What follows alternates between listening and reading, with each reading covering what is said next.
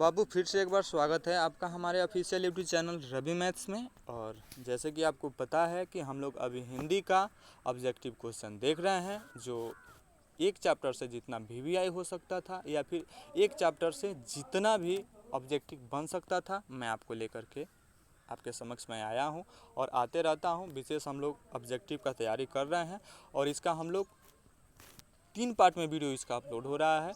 2 ठो बुक, एक ठो वाणिका, और वाणिका के बाद में हम लोग व्याकरण देख रहे हैं और एक गोधली का बुक भी हम लोग देख रहे हैं। तो हम लोग तीन एक ही बार में करते चल रहे हैं। तीनों का अलग प्लेयर लिस्ट पे वीडियो है, आप जाकर के वहाँ से देख सकते हैं। तो आइए वीडियो को स्टार्ट करते हैं। चैनल पे नए हैं, चैनल को सब्सक्राइब कर लेना है रवि मैथ्स को। और आज का हम लोग का एक्सरसाइज है 20 के दांत, यानी कि हम लोग का पाठ है। आज हम लोग का पाठ है 20 का दांत, और 20 के दांत को हम लोग देखेंगे और इसी को आगे हम लोग बढ़ेंगे। इससे जितना ऑब्जेक्टिव बन सकता था मैं लेकर के आया हूँ। तो आइए देखते हैं क्वेश्चन नंबर 1 को देखते हैं। कह रहा है कि नलिन बिलोचन शर्मा पटना विश्वविद्यालय के हिंदी विभाग के अध्यक्ष कब बने। बाबू मैं आपको थोड़ा सा समय दूंगा, आप उसमें सोच लीजिएगा और जो सही होगा मैं उसी को सिर्फ कहूँगा, नहीं तो पढ़ूंगा तो काफ़ी वीडियो लंबा हो जाएगा। तो बाबू सन 1959 ईस्वी में वो बने। तो आइए देखते हैं, आगे बढ़ते हैं। क्वेश्चन नंबर 2 को देखते हैं। कह रहा है कि आलोचकों के अनुसार प्रयोगवाद का वास्तविक प्रारंभ किसके कविताओं से हुआ।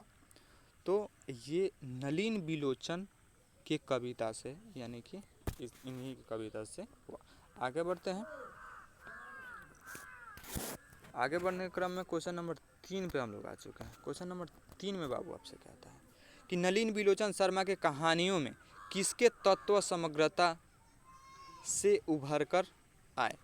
तो बाबू ये मनोवैज्ञानिकता भी इसका सही आंसर होगा। क्वेश्चन नंबर 4 को हम लोग देखेंगे। क्वेश्चन नंबर 4 में कहता है 20 के दांत कहानी किस वर्ग के अंत विरोधकों को उजागर करती है। तो बाबू ये मध्यम वर्ग का, इसका सी सही आंसर होगा। आगे बढ़ते हैं, 5 को देखेंगे हम लोग। कह रहा है कि खोखा खोखी किस भाषा का शब्द है। तो बाबू ये बंगला का, यानी बंगाल का, सी इसका सही आंसर होगा। आइए क्वेश्चन नंबर 6 को हम लोग देखते हैं। क्वेश्चन नंबर 6 में कह रहा है सेन साहब की कितनी लड़कियां थी। बाबू 5 लड़कियां थी सेन साहब की, सी इसका सही आंसर होगा। आइए सोफर शब्द का अर्थ होता है। सोफर शब्द का अर्थ होता है बाबू ड्राइवर, डी इसका सही आंसर होगा। आगे बढ़ते हैं। 8 में आपसे कहता है कि ऐसे ही लड़के आगे चलकर गुंडे, चोर, डाकू बनते हैं। यह पंक्ति कहानी के किस पात्र से कही है।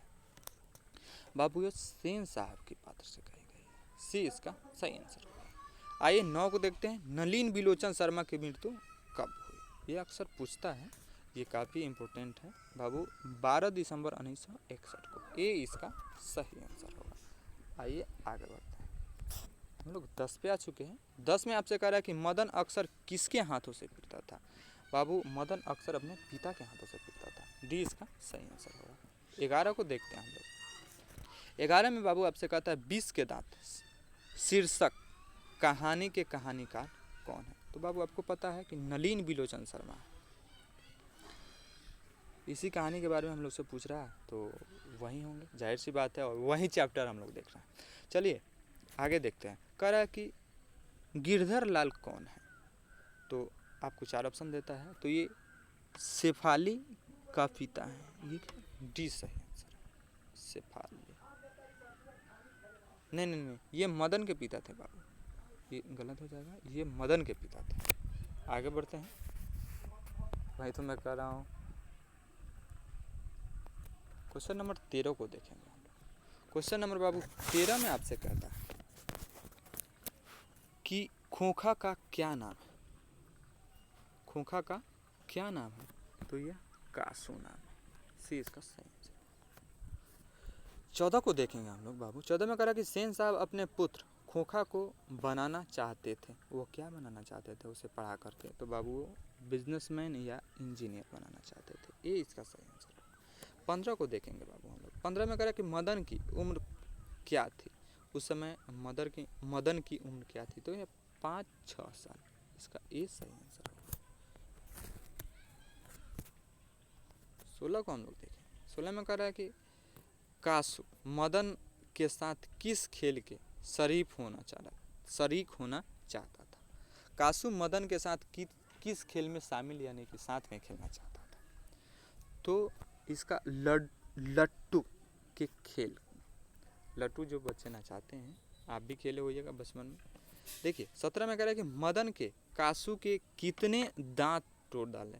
मदन ने कासू के कितने दांत तोड़ डाले, तो ये 2 दांत तोड़ डाले। सी इसका सही आंसर होगा। 18 को देखते हैं हम लोग। 18 में कह रहा है कि गिरधर लाल किसकी फैक्ट्री में किरानी था। गिरधारी लाल जो था बाबू वो किसकी फैक्ट्री में किरानी था, तो ये सेन साहब की फैक्ट्री में किरानी था। इसका सही आंसर डी होगा। 19 को हम लोग देख रहे हैं बाबू। 19 में आपसे कह रहा है सेन साहब किसके व्यंग्य से ऐंठकर रह गया, मतलब ऐंठकर जिसे हम लोग बोलते हैं, तो ये पत्रकार महोदय के व्यंग्य से। आइए 20 को देखते हैं। मदन किसका पुत्र था, तो यह मदन गिरधर का पुत्र था।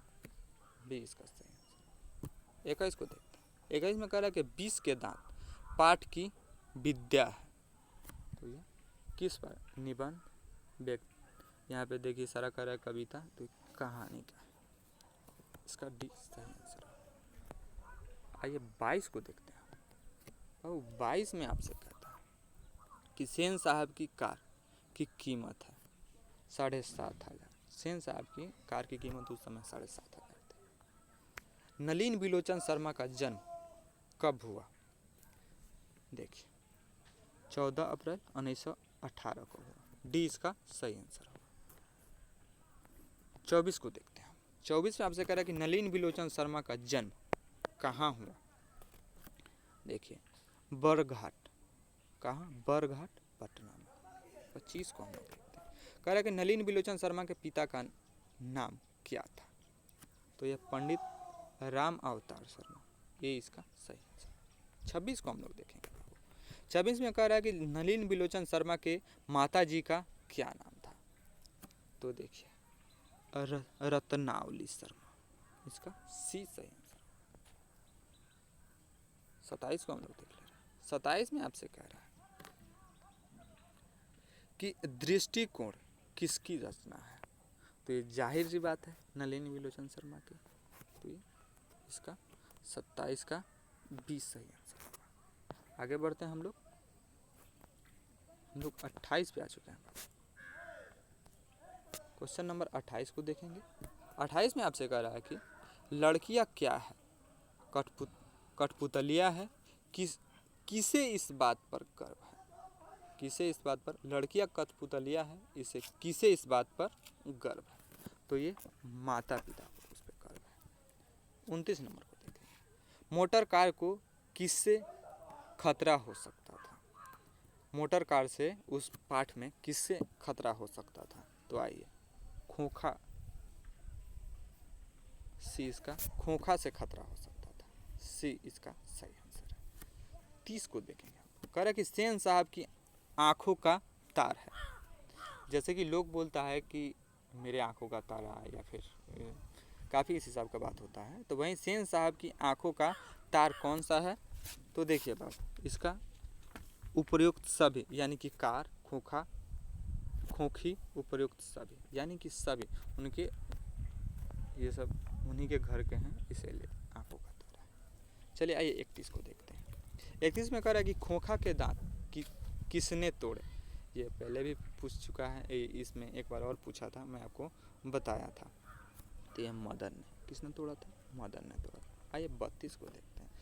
कह रहे कि महल और झोपड़ी वाले की लड़ाई में अक्सर महल वाले ही जीतते हैं, पर उसी हालत में जब दूसरे झोपड़ी वाले उनकी मदद अपने ही खिलाफ करते हैं, किस पाठ की पंक्ति है, तो देखिए बाबू 20 के दांत, किसके, 20 के दांत। मैं आपको अक्सर कहता हूँ कि इसमें जितना भी ये सब दिख रहा है, सो अगर 20 के दांत के बारे में बता रहा है या फिर लेखक के बारे में कुछ पूछ रहा है, उसमें लेखक का नाम दिया हो या फिर पाठ का नाम दिया हो, तो वही होगा। आइए 33 को हम लोग देखते हैं। सीमा रजनी आलो, शेफाली, आरती पांचों किसकी बहनें थी? आप थोड़ा इसको देखिएगा तो ये खोखा की बहनें थी। बी इसका सही आंसर होगा। तो इस हिसाब से हम लोगों ने 20 के दांत का एक एक जो ऑब्जेक्टिव बन सकता था उसको सारे का हम लोगों ने देख लिया है। तो आप तैयारी करें और आप जब भी देखें वीडियो को, अगर आप उसका आंसर जानते हैं तो आप कमेंट में उसके लिखें, और उसके बारे में आप जितना जानते हैं एकदम खुल करके लिखें। तब तक मिलते हैं नेक्स्ट वीडियो में। तब तक के लिए thank you for watching this my video. Have a nice day, take care, bye.